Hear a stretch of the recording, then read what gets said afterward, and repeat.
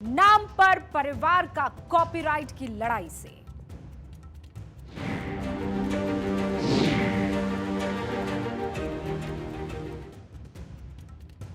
सबसे पहले ट्वीट। यह ट्वीट किया है कांग्रेस के महासचिव और पूर्व केंद्रीय मंत्री जयराम रमेश ने। इस ट्वीट पर गौर कीजिए, हर एक लाइन पर ध्यान दीजिए। इस पूरे लेख में कई सारे विरोधाभास आपको नजर आ जाएंगे। जयराम रमेश पहले क्या लिखते हैं? पीएम का एकमात्र एजेंडा, और उसको हमने थोड़ा सा बोल्ड करके आपके लिए आसानी हो पढ़ने के लिए दिखाया है। पीएम का एकमात्र एजेंडा नेहरू और नेहरूवादी विरासत को गलत ठहराना, बदनाम करना, तोड़ मरोड़ कर पेश करना और नष्ट करना है। उन्होंने एन को मिटाकर, यानी बीजेपी ने, पीएम मोदी ने एन को मिटाकर उसकी जगह पी लगा दिया है। ये पी जो है वास्तव में पेटीनेस यानी ओछापन और पीव चिढ़ को दर्शाता है। अब आप बताइए, क्या पंडित नेहरू का नाम किसी लाइब्रेरी और म्यूजियम का मोहताज है?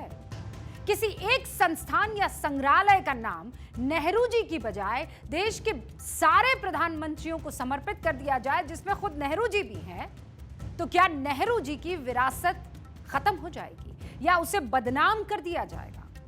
मतलब भारत जैसे महान देश के पहले प्रधानमंत्री, उनकी विरासत को आप इतना भर मानते हैं, इतना छोटा।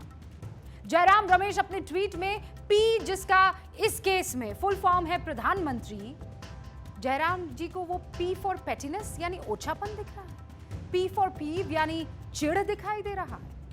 जयराम जी, अगर ये चिढ़ या ओछापन होता तो Nehru memorial museum and library की बजाय मोदी मेमोरियल या अटल मेमोरियल या फिर श्यामा प्रसाद मुखर्जी या Veer Savarkar memorial museum and library क्यों नहीं रख दिया जाता? लेकिन सरकार ने क्या किया? इसका नाम प्रधानमंत्री म्यूजियम एंड लाइब्रेरी कर दिया। प्रधानमंत्री किसी एक परिवार या पार्टी का या किसी एक विचारधारा का तो नहीं होता, प्रधानमंत्री तो देश का होता है ना। नेहरू जी के लिए इस देश में बहुत सम्मान है, हम सब सम्मान करते हैं। छोटे छोटे थे तब से चाचा नेहरू के नाम से उन्हें पुकार रहे हैं। लेकिन नेहरू जी के अलावा भी तो देश में 13 प्रधानमंत्री हुए ना, उनका क्या? अगर दिल्ली के एक संग्रहालय में देश के सभी प्रधानमंत्रियों की याद हो तो क्या दिक्कत है? दरअसल जयराम जी, आपने एक म्यूजियम के नाम के बदलने पर जो कठोर शब्दों का इस्तेमाल किया है ना, ओछापन, छुटपन, उससे यह प्रतीत होता है कि आप देश के प्रधानमंत्री के लिए नहीं, केवल एक परिवार के लिए लड़ रहे हैं। जयराम रमेश अपने ट्वीट के आखिरी हिस्से में क्या लिख रहे हैं वो भी सुन लीजिए आप। लगातार हो रहे हमलों के बावजूद जवाहरलाल नेहरू की विरासत दुनिया के सामने जीवित रहेगी और आने वाली पीढ़ियों को प्रेरित करती रहेगी। जयराम रमेश जी, नेहरू जी की विरासत हमेशा बुलंद रहेगी। लेकिन अगर जयराम रमेश जी संस्थाओं के नाम से, योजनाओं के नाम से, सड़कों के नाम से ही विरासत जिंदा रहती, तो रानी लक्ष्मीबाई, भगत सिंह, चंद्रशेखर आजाद, बटुकेश्वर दत्त, पिंगाली वेंकैया, मंगल पांडे, भक्त खान, अशफाकुल्ला खान, राजगुरु, सुखदेव, रामप्रसाद बिस्मिल, दुर्गा भाभी, प्रफुल्ल चाकी, खुदीराम बोस, उधम सिंह, बेगम हजरत महल, इनमें से किसी का नाम हमारे दिलों पर राज ना करता, क्योंकि इनके नाम से तो कुछ भी नहीं है। इनके नाम से एक बिल्डिंग तक नहीं है, कोई योजना भी नहीं है। नाम से विरासत नहीं होती। आपकी दुविधा है, आप ही दूर कीजिए। जनता की दुविधा दूर करना हमारा काम है। पहली बात यह कि किसी एक म्यूजियम या लाइब्रेरी को एक प्रधानमंत्री की जगह सभी प्रधानमंत्रियों के नाम करने से किसी का कद छोटा नहीं हो जाता। और दूसरा ये कि पहले प्रधानमंत्री पंडित जवाहरलाल नेहरू का कद किसी एक स्मारक या म्यूजियम का मोहताज नहीं।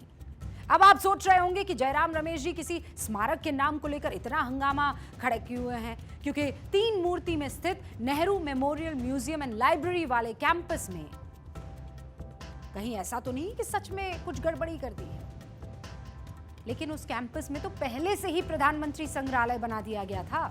फिर पूरा विवाद क्या है, आप भी सोच रहे होंगे। मैं आपको बताती हूं। अब ये पूरा इलाका आप देखिए, ये एंट्री है यहां से, ठीक है। ये तीन मूर्ति का पूरा कैंपस इस वक्त आपको दिखाई दे रहा है, और ये जो पूरा इलाका है ये वाला, ये अब बदल के हो गया है NMML से PMML, और प्रधानमंत्री संग्रहालय जो है वो यहां पर बना हुआ आपको दिख रहा है। तो भाई ये एंट्री है, यहां पर पहले ये दो जो गोलाकार आपको दिखाई दे रहे हैं, ये इनको NMML कह रहे थे, NMML, और यहां पर वो प्रधानमंत्रियों का नया म्यूजियम जो बना है, आपने खूब सारी सेल्फी वगैरह देखी होगी, वो यहाँ पहले से बना हुआ, वो नाम तो पहले से बदल दिया गया है। तो जब आप एंट्री करते हैं तो पहले एक बिल्डिंग आती है, इसे Nehru memorial museum and library कहा जाता है। ठीक इसके पीछे जो गोल बिल्डिंग इस वक्त आपको दिखाई दे रही है, ये प्रधानमंत्री संग्रहालय कहते हैं, जिसका निर्माण 2022 में ही हो गया था। प्रधानमंत्री memorial museum and library society, जिसके उपाध्यक्ष केंद्रीय रक्षा मंत्री राजनाथ सिंह की अध्यक्षता में 14 अगस्त को एक बैठक हुई, उसमें Nehru memorial museum and library का नाम बदलकर प्रधानमंत्री म्यूजियम एंड लाइब्रेरी करने का ऐलान कर दिया। यानी अब 3 मूर्ति भवन का नाम प्रधानमंत्री संग्रहालय हो गया है। अब क्या परेशानी है इसमें? क्या इसमें किसी और शख्स का नाम जोड़ दिया गया है? अटल जी का नाम, मोदी का नाम, सावरकर का नाम, श्यामा प्रसाद मुखर्जी का नाम। इसी एक फैसले के बाद जयराम रमेश सहित कांग्रेस के तमाम नेता केंद्र सरकार पर हमलावर हो गए। सुनिए।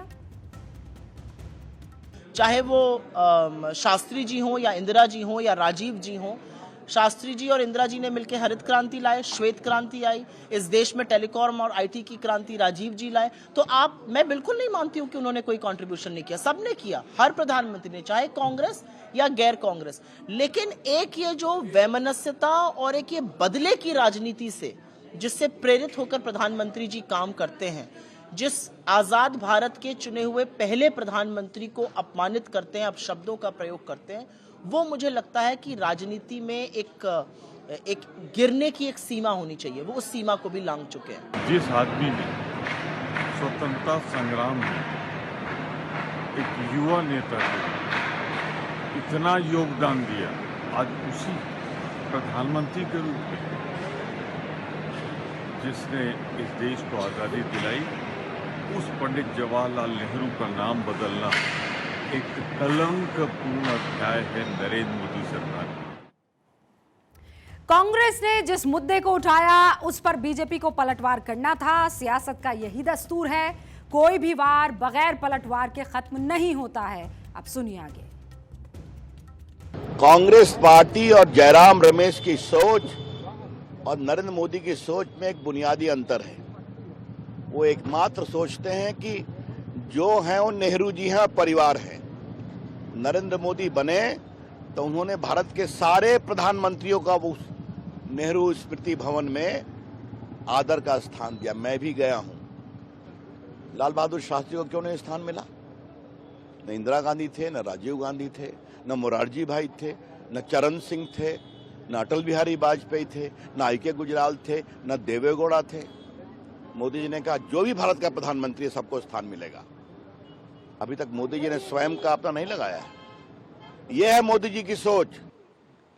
कांग्रेस के लिए नेहरू गांधी के बाहर कांग्रेस है ही नहीं। वो इतना परिवारवाद में धंस गए हैं कि उनको इसके आगे दिखता ही नहीं।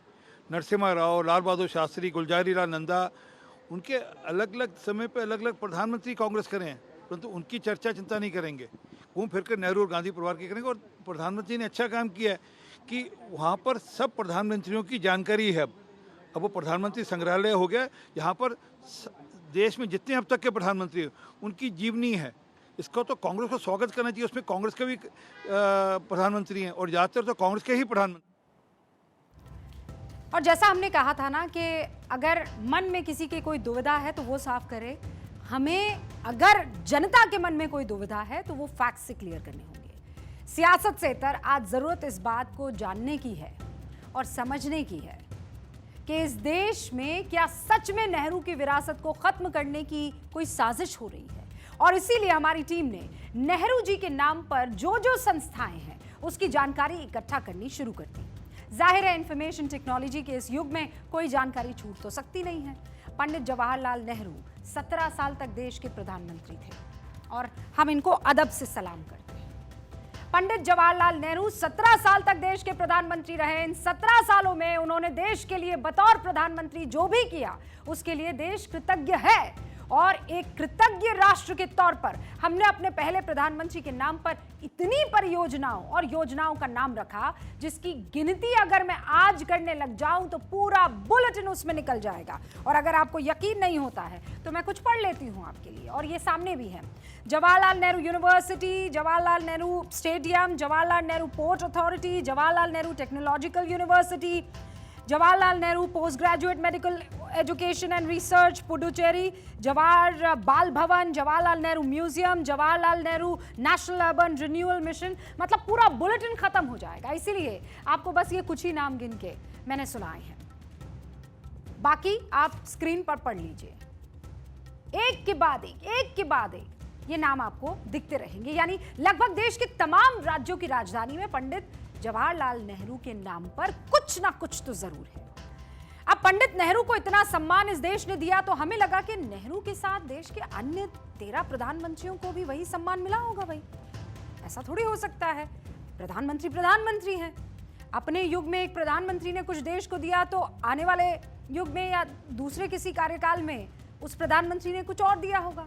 लेकिन भारत के पूर्व प्रधानमंत्रियों की लिस्ट में जो नाम आप सुनेंगे और देखेंगे हैरान रह जाएंगे। उनके नाम पर कितनी योजनाएं, कितने संस्थान, कितने बिल्डिंग्स, कितने म्यूजियम, कितने संग्रहालय आप जानेंगे तो हैरत में पड़ जाएंगे। तो ये जो लिस्ट है उसमें लाल बहादुर शास्त्री से लेकर मनमोहन सिंह तक का नाम है। सबने देश की तरक्की में कई बड़े योगदान दिए हैं।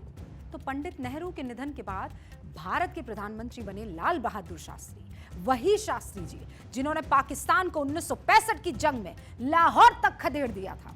लेकिन लाल बहादुर शास्त्री के नाम पर भारत में कितनी बड़ी संस्थाएं, आप गैस कीजिए। अभी मैं कुछ नहीं बताऊंगी, गैस कीजिए कितनी होंगी। लाल बहादुर शास्त्री के नाम पर कितनी संस्थाएं होनी चाहिए? लाल बहादुर शास्त्री के नाम पर अभी लाल बहादुर शास्त्री राष्ट्रीय प्रशासनिक अकादमी मसूरी में, लाल बहादुर शास्त्री संस्कृत विश्वविद्यालय दिल्ली में, लाल बहादुर शास्त्री एयरपोर्ट वाराणसी में। इसके अलावा महज 2 सरकारी योजनाएं शास्त्री जी के नाम पर हैं। अब बात करते हैं तीसरी प्रधानमंत्री इंदिरा गांधी के नाम की। 16 साल इंदिरा गांधी राष्ट्रीय मुक्त विश्वविद्यालय यानी इग्नू, इंदिरा गांधी इंटरनेशनल एयरपोर्ट दिल्ली, इंदिरा गांधी राष्ट्रीय कृषि विश्वविद्यालय रायपुर, इंदिरा गांधी आयुर्विज्ञान संस्थान पटना, इंदिरा गांधी नहर राजस्थान, इंदिरा गांधी तारामंडल लखनऊ। इसके साथ ही करीब 12 और बड़े संस्थानों और जगहों का नाम इंदिरा गांधी जी के नाम पर है। और अगर सरकारी योजनाओं की बात करूं तो गिनने में मुझे पूरा दिन लग जाएगा। इंदिरा गांधी के बाद प्रधानमंत्री बने मोरारजी देसाई। मोरारजी देसाई स्वाधीनता आंदोलन के नेता भी थे। मोरारजी देसाई जिनके नाम पर देश में सिर्फ और सिर्फ 2 संस्थाएं हैं। क्यों भाई? मोरारजी देसाई राष्ट्रीय योग संस्थान दिल्ली, मोरारजी देसाई सेतु सूरत। इसके बाद के प्रधानमंत्री कौन थे? चौधरी चरण सिंह, महान किसान नेता। चौधरी चरण सिंह के नाम पर देश में क्या है? 2 चीजें, चौधरी चरण सिंह इंटरनेशनल एयरपोर्ट लखनऊ और चौधरी चरण सिंह विश्वविद्यालय मेरठ। और फिर आया साल 1984। देश के प्रधानमंत्री कौन बने? राजीव गांधी। आपको पता है राजीव गांधी के नाम पर देश में 5 साल राज करने के बाद या सरकार चलाने के बाद कितनी योजनाएं हो सकती हैं? राजीव गांधी अंतर्राष्ट्रीय एयरपोर्ट हैदराबाद, राजीव गांधी कैंसर संस्थान दिल्ली, राजीव गांधी क्रिकेट स्टेडियम हैदराबाद, और गिनती चली जाऊंगी। 119 योजनाएं और संस्थाएं। केंद्र सरकार की 25% योजनाएं, और ये कहीं और का पन्ना नहीं बता रही हूं मैं आपको।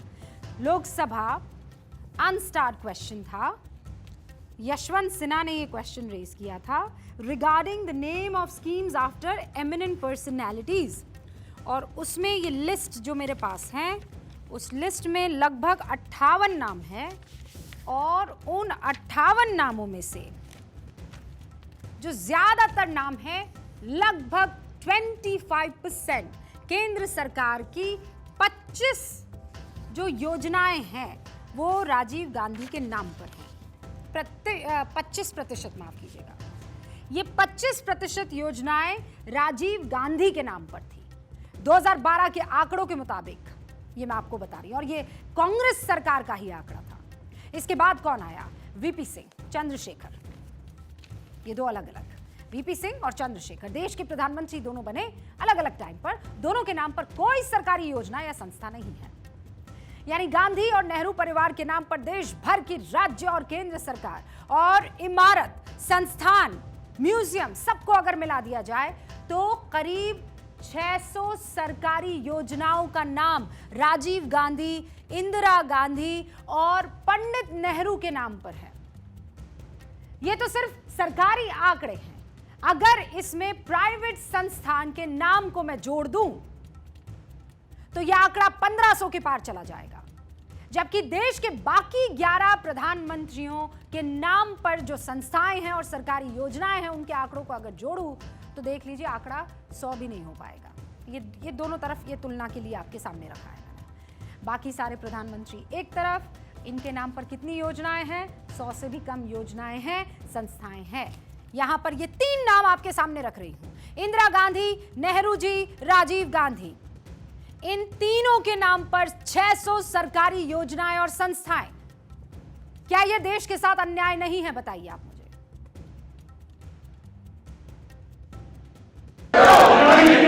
आज रिपोर्ट कह रही थी 600 जितनी सरकारी योजनाएं सिर्फ गांधी नेहरू परिवार के नाम पे है।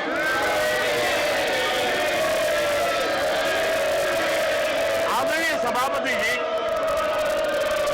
किसी कार्यक्रम में अगर नेहरू जी के नाम का उल्लेख नहीं हुआ तो कुछ लोगों के बाल खड़े हो जाते, उनका लहू एकदम गर्म हो जाता कि नेहरू जी का नाम क्यों नहीं दिया। प्रधानमंत्री नरेंद्र मोदी वही कह रहे हैं जो हमारे आंकड़े कह रहे हैं। और जिन 100 योजनाओं की हम बात कर रहे हैं, जिसमें गांधी और नेहरू परिवार से इतर बाकी सारे प्रधानमंत्री हैं देश के, उसमें पीवी नरसिम्हा राव भी हैं, अटल बिहारी वाजपेयी भी है, एचडी देवे गौड़ा भी है, आई के गुजराल भी है, मनमोहन सिंह जी का भी नाम शामिल है। अन्य नाम तो गैर कांग्रेसी प्रधानमंत्रियों के हैं, लेकिन 2 नाम का जिक्र मैं जरूर करना चाहूंगी। पहले पीवी नरसिम्हा राव और दूसरे मनमोहन सिंह जी। ये दोनों कांग्रेस के वो प्रधानमंत्री रहे हैं जिन्होंने 15 साल तक देश पर शासन किया। दोनों कांग्रेस के बड़े नेता रहे। मनमोहन सिंह कांग्रेस के लिए इस कदर समर्पित कि जब दिल्ली सेवा बिल पर राज्यसभा में वोटिंग हुई तो व्हील चेयर पर आए थे, ये जानते हुए कि सदन में डिजिट्स के लिहाज से वो बिल गिर जाएगा, माफ कीजिएगा, वो बिल पास हो जाएगा। इनका जो आंकड़ा है वो काम नहीं आएगा। इन तस्वीरों को आपने देखा होगा जो इस वक्त मैं आपको दिखा रही हूं। अल्लाह इन्हें खूब तंदुरुस्त रखे, लंबी उम्र से नवाजे। लेकिन क्या मनमोहन सिंह जी ने इस देश के लिए कुछ नहीं किया? हमारी पूरी टीम ने रिसर्च करने की जो वो हमारी परंपरा है उसको आगे बढ़ाया और पता करने की कोशिश की। कांग्रेस के लिए समर्पित इन 2 पुरोधाओं के नाम पर कुछ ना कुछ तो कांग्रेस की सरकार ने रखा होगा। कोई तो योजना होगी, कोई तो बिल्डिंग होगी। लेकिन मैं निराश हो गई क्योंकि इन दोनों प्रधानमंत्रियों के नाम पर देश भर में महज 2 चीजें मिली, दोनों नरसिम्हा राव के नाम पर मिली। एक्सप्रेसवे और एक वेटनरी विश्वविद्यालय, दोनों हैदराबाद में है। मनमोहन सिंह के नाम पर एक भी संस्थान या योजना नहीं है। यानी गांधी परिवार से इतर कांग्रेस ने किसी प्रधानमंत्री को वो सम्मान नहीं दिया जिसका हक हमारे पूर्व प्रधानमंत्री रखते थे। सम्मान तो छोड़िए, कांग्रेस ने तो गैर गांधी पूर्व प्रधानमंत्री के निधन के बाद भी उनका अपमान करना नहीं छोड़ा। मैं आपको प्रूफ देती हूं। 23 दिसंबर 2004 को पूर्व प्रधानमंत्री नरसिम्हा राव का निधन दिल्ली में हुआ। तब केंद्र में मनमोहन सिंह की सरकार थी। मनमोहन सिंह नरसिम्हा राव के कार्यकाल में वित्त मंत्री थे, लेकिन जब नरसिम्हा राव की मृत्यु हुई, उनके शव को दिल्ली में उनकी अपनी पार्टी के कार्यालय में एंट्री नहीं मिली। इसके बाद नरसिम्हा राव के पार्थिव शरीर को हैदराबाद भेजा गया और हैदराबाद में ही नरसिम्हा राव का अंतिम संस्कार किया गया। ये किया था कांग्रेस ने अपने पूर्व प्रधानमंत्री के साथ, बताइए ना। इनसे किसको जलन है? इनसे जलन विपक्षी पार्टियों को है या खुद कांग्रेस को है? यह सब इसलिए हुआ क्योंकि नरसिम्हा राव गांधी परिवार के सदस्य नहीं थे। और यह सवाल मैं कांग्रेस से पूछना चाहती हूं, अगर वो गांधी परिवार के सदस्य होते तो क्या उनके साथ ऐसा बर्ताव होता? 38 साल तक गांधी परिवार के सदस्य ने देश का शासन किया और गांधी परिवार के तीनों पूर्व प्रधानमंत्रियों के नाम पर तो दिल्ली में 3 अलग अलग बड़े स्मारक हैं, लेकिन एक प्रधानमंत्री जो इस दुनिया में नहीं रहे, कांग्रेस के थे, उनके नाम पर दिल्ली में कुछ भी नहीं। यह कांग्रेस का सम्मान करने का तरीका है। Now this is called pettiness. आज जब एक संस्थान से पंडित नेहरू का नाम हटाकर उसकी जगह प्रधानमंत्री कर दिया जाता, प्रधानमंत्री तो कोई भी है ना, आप गिन लीजिए, इतने सारे, उसमें इंदिरा गांधी जी भी आती हैं, राहुल गांधी जी भी आते हैं, माफ कीजिएगा राजीव गांधी जी भी आते हैं। तो कांग्रेस के तमाम नेताओं को दिक्कत क्या है? ये कॉपीराइट वाली मानसिकता नहीं है तो और क्या है? देश में हर चीज पर गांधी नेहरू परिवार का कॉपीराइट है। यह मानकर जब आप देश को देखेंगे ना तो आपको कोई और दिखेगा ही नहीं। क्या जवाहरलाल नेहरू, इंदिरा गांधी, राजीव गांधी के अलावा देश में और किसी पूर्व प्रधानमंत्री ने कुछ नहीं किया? हमें लगा कि हो सकता है क्योंकि नेहरू जी और इंदिरा जी आजादी के आंदोलन का हिस्सा रही थी इसलिए उनके नाम पर इतना कुछ है, लेकिन फिर हमारी नजर गई तो भारत रत्न की लिस्ट पर क्या मिला, जानिए। आप मुझे बताइए, भगत सिंह और चंद्रशेखर आजाद जी का आजादी की लड़ाई में योगदान था कि नहीं था? आज तक दोनों को भारत रत्न नसीब नहीं हुआ। सरदार पटेल, अंबेडकर, मौलाना अबुल कलाम आजाद, उन्होंने क्या आजादी की लड़ाई में कोई योगदान नहीं दिया? इन तमाम लोगों को भी भारत रत्न कब दिया गया बताइए? B.R. अंबेडकर को भारत रत्न 1990 में मिला, आजादी के 43 साल बाद। सरदार पटेल को 1991 में भारत रत्न मिला, आजादी के 44 साल बाद। अब्दुल कलाम आजाद को 1992 में भारत रत्न मिला, आजादी के 45 साल बाद। फिर आते हैं गुलजारी लाल नंदा, उनको 1997 में भारत रत्न मिला, आजादी के 50 साल बाद। जयप्रकाश नारायण को 1999 में भारत रत्न मिला, आजादी के 52 साल बाद। मदन मोहन मालवीय को 2015 में भारत रत्न मिला, यानी आजादी के 68 साल बाद। जबकि नेहरू जी को 1955 में ही यह सम्मान मिल गया था, आजादी के 8 साल बाद। इंदिरा गांधी को 1971 में, राजीव गांधी को 1991 में भारत रत्न मिल गया था। अंबेडकर, सरदार पटेल, अबुल कलाम, ये तमाम नेता क्या भारत रत्न के हकदार नहीं थे? गैर गांधी नेहरू सरकार में भारत रत्न मिला इनको। देश के इन पुरोधाओं को भी कांग्रेस ने और खासकर गांधी नेहरू परिवार ने भारत रत्न के लायक नहीं समझा, जबकि नेहरू ने खुद को, इंदिरा गांधी ने खुद को भारत रत्न सम्मान से नवाजा। यह पक्षपात कहलाता है, जिसकी गवाही मैं नहीं, हिस्ट्री की बुक्स दे रही हैं। बड़ी बड़ी बातें करना एक बात है और सच्चाई का सामना करना दूसरी बात है। मैं फिर कह रही हूं, हम सारे प्रधानमंत्रियों का सम्मान करते हैं, सारे, किसी एक का ज्यादा और किसी और का कम, यह इस देश में नहीं हो सकता।